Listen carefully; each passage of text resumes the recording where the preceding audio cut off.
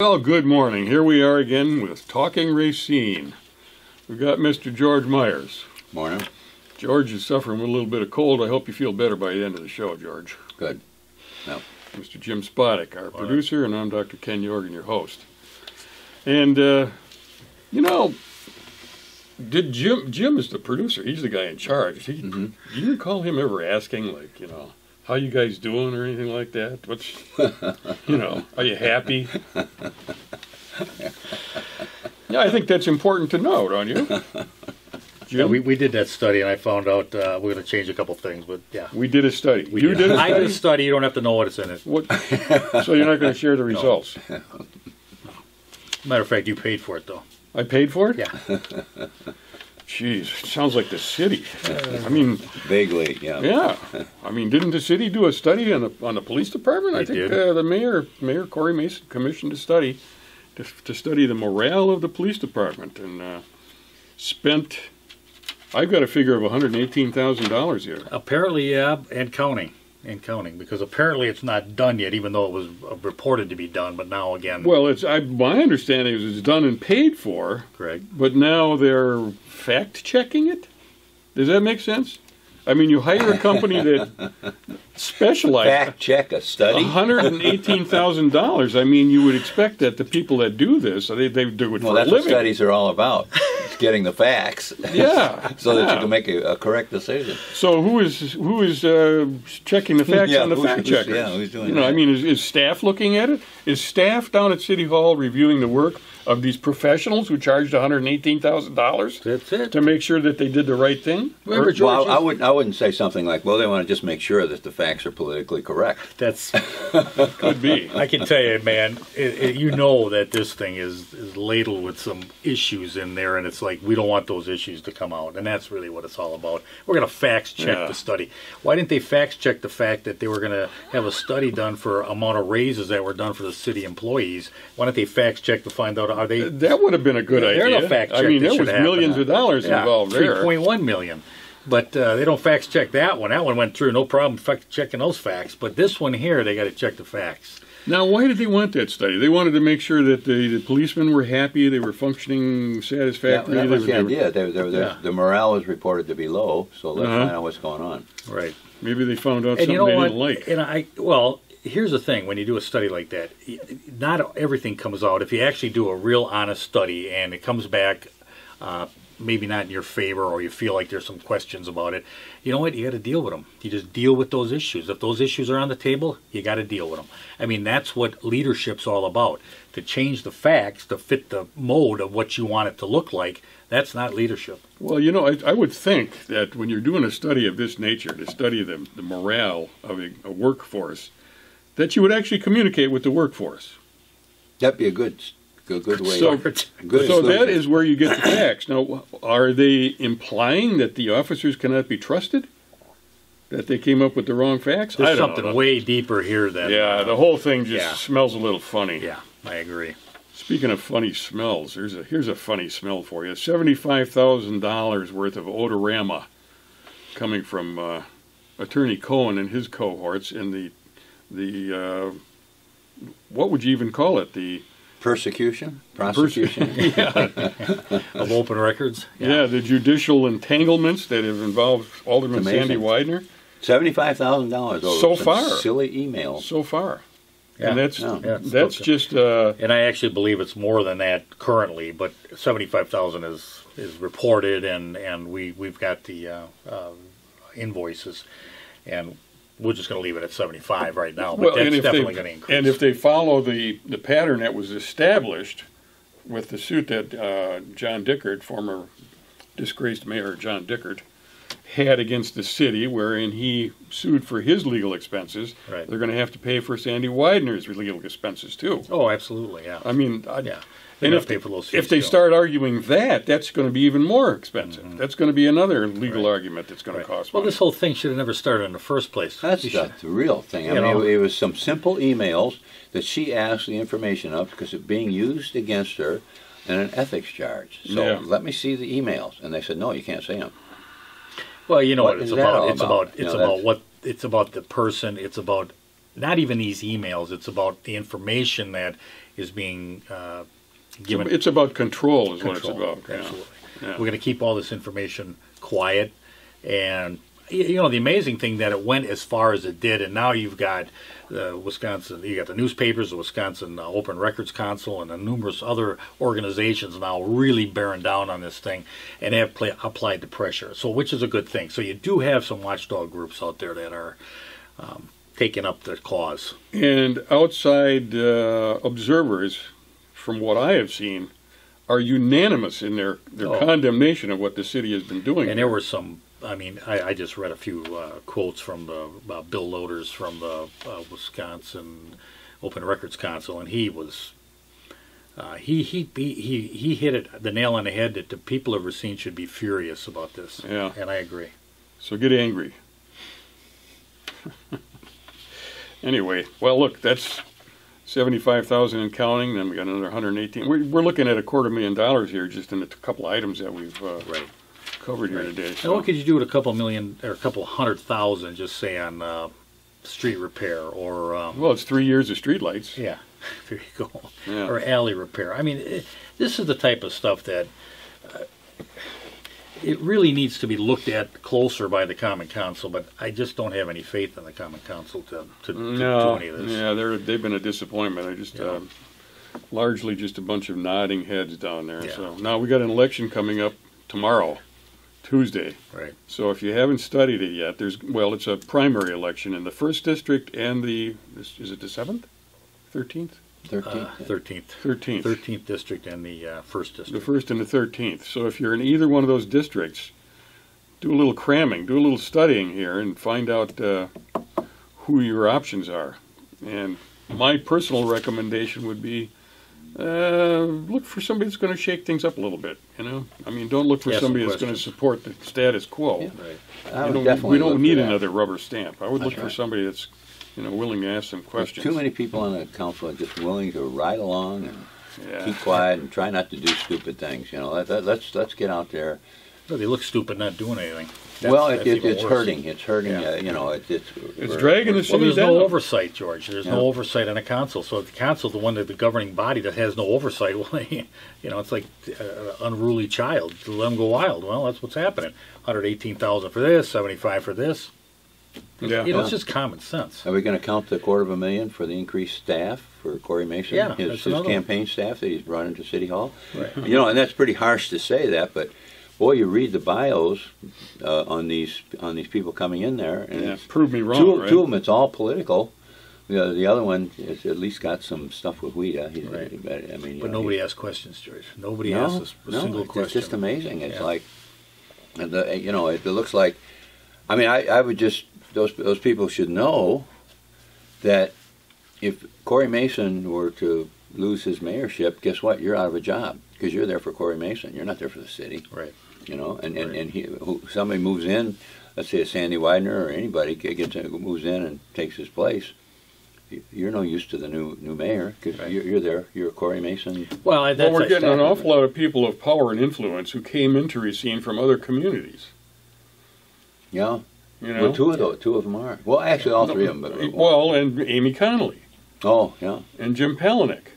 Yeah. Corey was born and raised out in Mount Pleasant. So, I mean,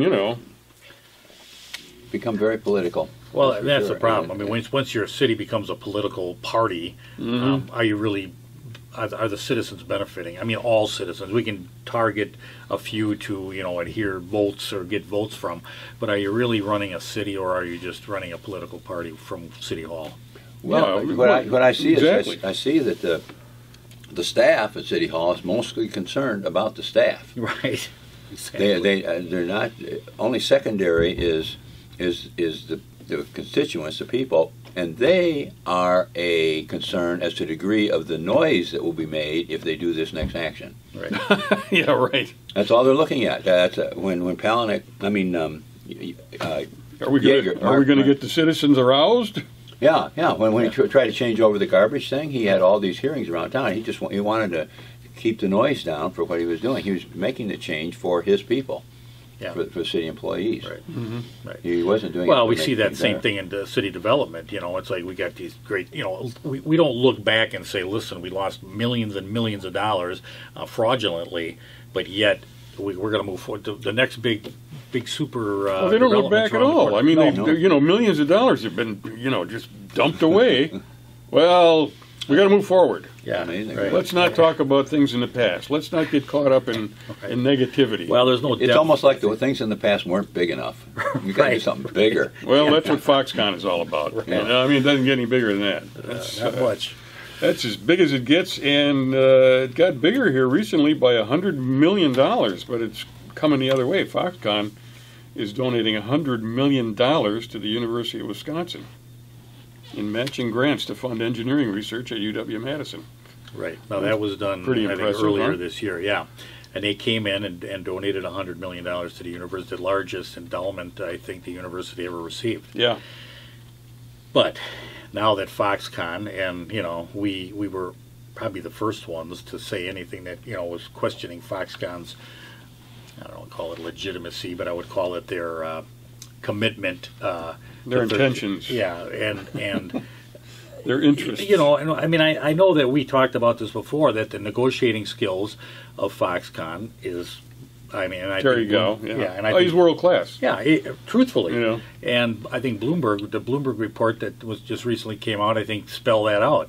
Now we go to the University of Wisconsin, and that's kind of where I think we decided to talk about was the $100 million donation to. What strings are attached? Exactly. Yeah. Well, this it's something that I just learned just over the last couple of shows dealing with these two guys is that the University of Wisconsin gets $100 million a year on the average in royalties from the scientific developments at that university, which I had no idea it was doing that. Patents and copyrights mostly, right, I think, is what it boils down to. Yeah. And that's a lot of money coming into the university. I mean, every year they get the equivalent of this largest ever donation, right? Yeah. Exactly. So there's something going on there, and if Foxconn, it's a bit of a risk. They put $100 million in, but if they can tap into that and make, get access to the development that goes on there, that's worth a lot of money, apparently.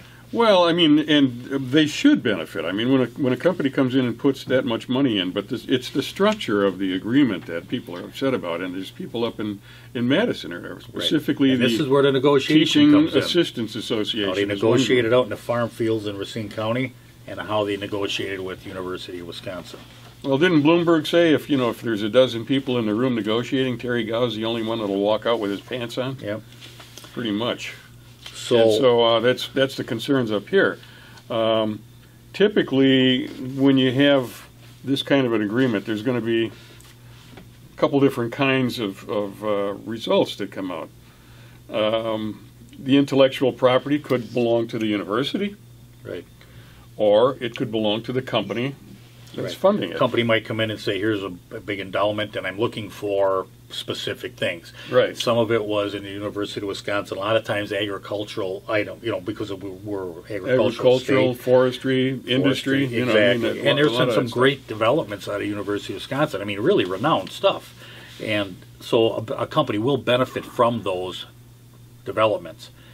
And, there are certain things that are developed by the university, and then their patents and things that they benefit from in the long haul. Well, the report here is that there is now a third classification for this research, and that is ownership must be negotiated. Right. Apparently, after the intellectual property is established or developed, then Foxconn can say, well, let's talk about that. Yeah, let's negotiate this. Let's talk about who owns it. So we can be 100. Yeah. And that's a new wrinkle in the deal, and a lot of people up in Madison that are involved in research and in the education are saying, wait a minute. You're not even allowing researchers or faculty members or any of the students to be a part of the conversation. No, I think that's real important. Yeah, it is, because they're the ones that are doing the work. They should have some insights. That's right, and they'll have a good insight as to who it would belong to. Because they're doing the research, so they know exactly what the goals were. There was a recent protest by some of the students of a University of Madison, And one of them was quoted as saying, you know, these labs are my life. It's not like you can leave it. You know, I'm into this development. Let's just say it's engineering. Into this, I can't walk out of this now. You know, and say to this group develops something, and it happens to be Foxconn funded. Whose is it? And it's, you know, and this is where we go back to the Wisconsin idea. You know, back in the turn of the century, the Wisconsin idea was that what's developed in the University of Wisconsin, and it's very unique to Wisconsin, but stays in for the public and the general society to benefit. Well, do you have the actual wording from it? Did you make a copy? I did, and I'll put it on the screen. Oh, okay, good. One question I got in this regard is why, you know, we're looking at these students. We've heard so much about some of the wild stuff going on in students where they'll protest the speaker coming in, right, because he's going to talk a certain way of, you know, and they're getting at a perspective that these students are a bit loony. Yeah. You know? All right, now all of a sudden here a student wants to get in on a serious subject of negotiating the ownership of development. Well, it's, I mean, are these the same students? It's the researchers. Yeah, that's what I'm thinking. We might have to separate those two out. Well, yeah, okay. Well, when you say students, I mean, you're talking about a vast population of very disparate personalities and intentions. I understand. And goals, et cetera, et cetera. So, you know, you can't really, there might be a couple loony students. I mean, you got a campus of 39,000 students. Well, yeah, no, there's probably a couple that are goofy. Who's, you know, what? I mean, that's the first impression I got is well, wait a minute, these are college students. What are they doing getting in negotiation? But these are this is the brightest, the best and brightest, you know, and that's what we're doing. And these are more, like you said, and we're talking about more serious students. Right. They're really these are the ones where. I mean, well, the ones that were doing the processing were the Teachers Assistants Association. I mean, these are people that work directly with the researchers, with the students. Now, you have to remember, we're going back into a area where Walker came in and cut, I don't know what it was, $300 million out of the UW system, and he wanted to change the Wisconsin ID, and he wanted to take out, you know, in their search for truth, and he wanted to turn it more into a workforce type idea that, you know, you're more of a drone than you are a thinker. And this was, I mean, he really got he got hammered. Yeah, he got hammered on that one, and he backed off and said it was a draft. It was a draft. It was an error. Well, why were you even messing with it? I mean, it's a state statute. And it's been around 100+ years, and I mean, but that was the mindset. So now when you go with a Foxconn $100 million, you're going to get some there's going to be an error of concern, and I think that's probably what happened here. But I do believe Foxconn negotiated themselves a pretty darn good deal with the University of Wisconsin, and I know they say, well, it's nothing written in stone. Listen, this guy's good. He came here. He's going to save Racine County with 13,000 jobs. He's going to come into the university system and save them. I don't like the whole thing, and we should not be talking about this. He comes with $100 million. It should be great job. Thank you very much. We shouldn't have to talk about the fact is the intellectual property going to be stolen. Well, I agree with you, and I think what's going to happen is because they've got this third wrinkle in there, negotiating. You know, so before it either belonged to the company or it belonged to the university. Now, I can anticipate anything that belongs to the university as being negotiable. Mm-hmm. Right. I mean, are they going to say, well, you know, we paid for this, and this is really, really applicable to our uses, but we'll negotiate this with you? I don't think so. It's going to be all the stuff that is claimed by the university. That a little difference in the players compared to past activities on these negotiations.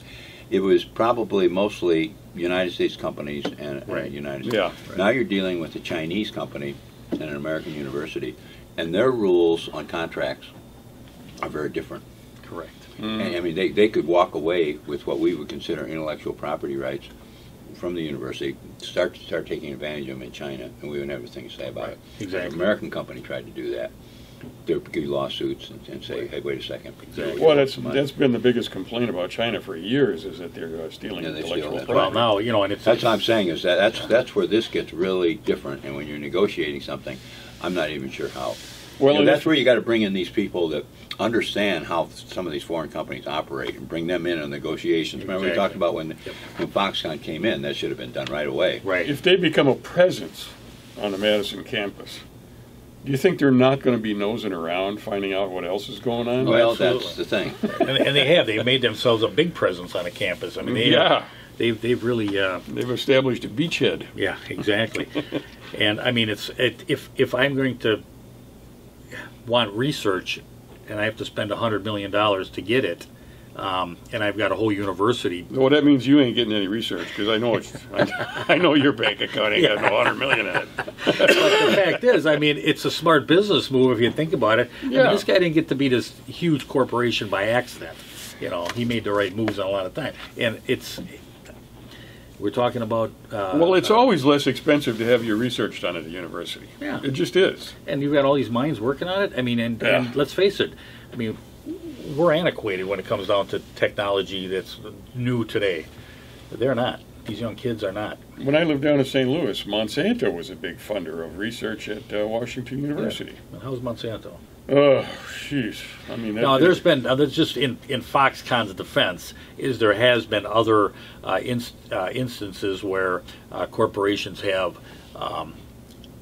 hands been slapped by universities on the fact that they were trying to take intellectual property, and I don't have them offhand, but there were one in California, I think at Berkeley, and there was another one at some Midwestern college.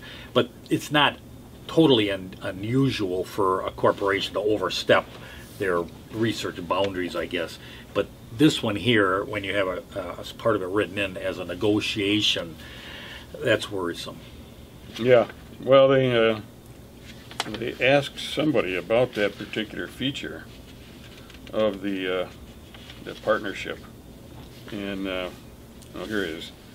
University spokesman John Lucas said in an email to the AP on Thursday that the deal is consistent with many other agreements UW has reached with private entities and embodies the core concepts we use with all of our sponsors. Asked for examples of other contracts, he said he had none. Yeah. So, you can say, wow, this is routine. Okay, well then you should have a whole box full of these things that you can show me. Well, no, the box is empty. That doesn't sound right. No. There's some questions here, and I think that, on guard, even though you got $100 million, I mean, people let's face it, they're so desperate for money that sometimes you give up, you're dazzled by the dollars, and you forget about what you're actually giving up. Well, you want to keep the students up at the University of Wisconsin-Madison happy. Well, you do. Because, back in the 1960s, although I don't think that it was really students. Remember, there was a couple of buildings bombed up there. Right, well. Yeah, and what that was based on was DuPont was doing research. I believe it was DuPont, and they were doing research on chemical weapons. And there was people that objected to that because they were being used over in Vietnam, and Vietnam was a very unpopular war. Right. Right. I think I'm going to establish an award system, and it's going to be, I'm a chiropractor. I think most people know that, and so I want to establish the Backbone of the Month award. Okay. And the first recipient is going to be Alderman Sandy Widener, because she has stood up to a very aggressive city attorney. Yeah. And so. I don't know what I'll have to make some kind of a trophy or something, huh? Maybe I can do that. Have a spinal column. Have a spinal column here. Don't you have one of those backbones? Yeah, yeah. We just bring that out. You get to keep this for a month until the next guy's turn. It's like I'll paint it gold or something. Super Bowl. But once again, in keeping with that award, and it's going to Sandy Widener, I want to reiterate my suggestion, my request, my demand that Scott Letney seek other employment somewhere else, because I think he's cost his city entirely too much money and too much aggravation.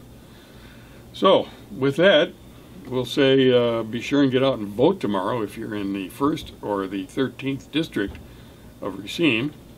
And do you have any No, my main one was the $75,000. Yeah.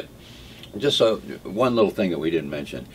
The ordinance says that when you have these hourly type of contracts, that you can go up to $25,000. Right. Without getting council's permission. Then it said, but if you go over 50, you have to like stop spending, and you have to get the council's permission to go forward.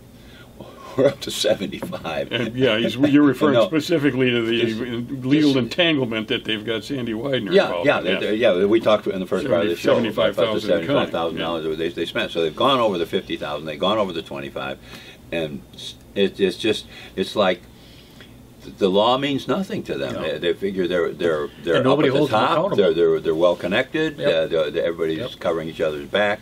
Don't worry about it. Just get it done. It's like we're in a taxi cab and the guy driving doesn't care what route he takes. No, and there's nobody to question it. Yeah. Yep.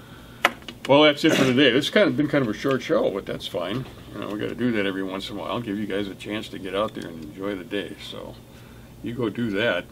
We'll go do the same, and we'll get back together next week. Thanks for being here.